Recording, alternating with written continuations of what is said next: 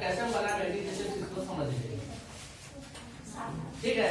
Okay देखिए phrasal verb है आपको, जिसको फ्रेज हम कहते हैं, PHRAS फ्रेज है ना।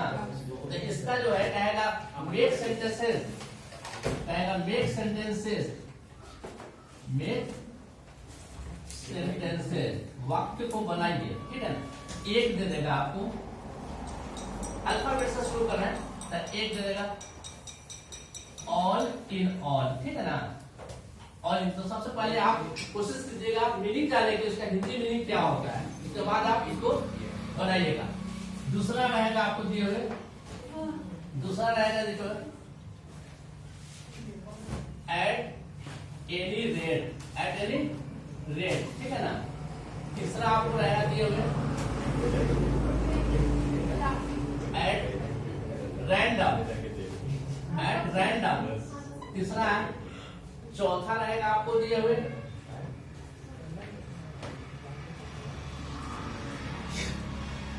All told, all told. आप पांचवा रहेगा आपको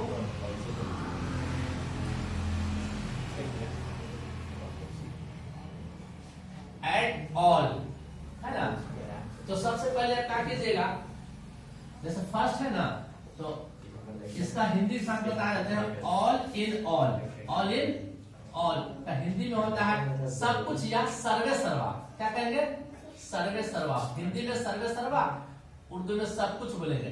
तो आप इसको यूज कर सकते हैं आराम से सेंटेंस में,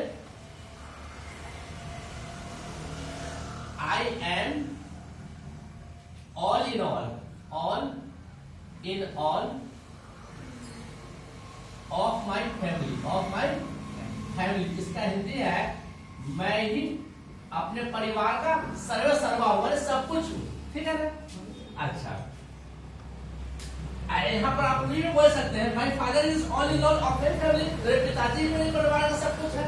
तो जो चीज जैसे मान लीजिए एग्जाम में आप ये लिखे, कोई लड़का लिख रहा है आई, तो आप आई डाल करके आप माय फैमिली कर सकते हैं, मेरे परिवार का सब मैं ही हूँ, या तुम ही हो, या मेरे भाई, my brother is all in all of my family हो जाएगा, ठीक है। वापस सिर्फ बदल दीजिएगा। सेकेंड है आपको eight any rate, at any rate, at any rate. इसका हिंदी होता है हर हाल में, किसी भी कीमत पर, किसी भी तरह। आप किसी भी तरह पे है ना, तो आप इसको लिखें किसी भी तरह या हर हाल में, किसी भी तरह, या आप लिख सकते हैं हर हाल में, हर हाल में। अब इसको हम यूज करेंगे तो लिखेंगे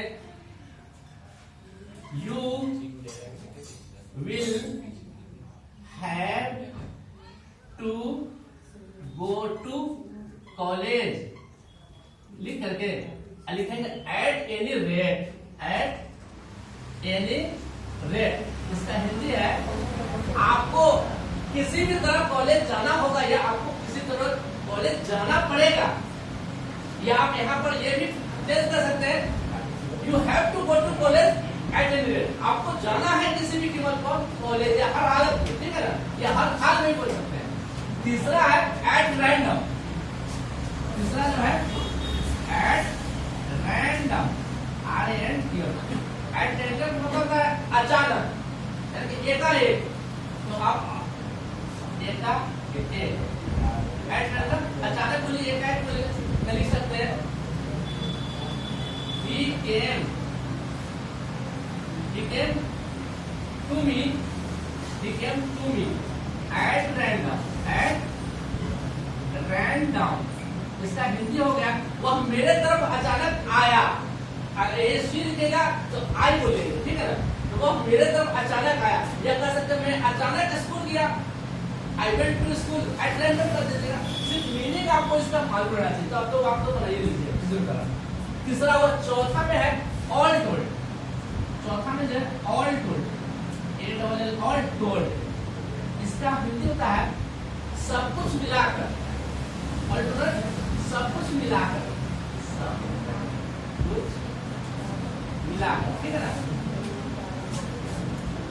और सब कुछ मिलाकर आप पढ़ सकते हैं, सब कुछ मिलाकर हम लोग 40 है ना, लिख सकते हैं all told, on told we are 40 we are 40 therefore are given हो गया सब कुछ मिलाकर हम लोग 40 है मतलब हम लोग को 40 संख्या वो भी लिख सकते हैं at all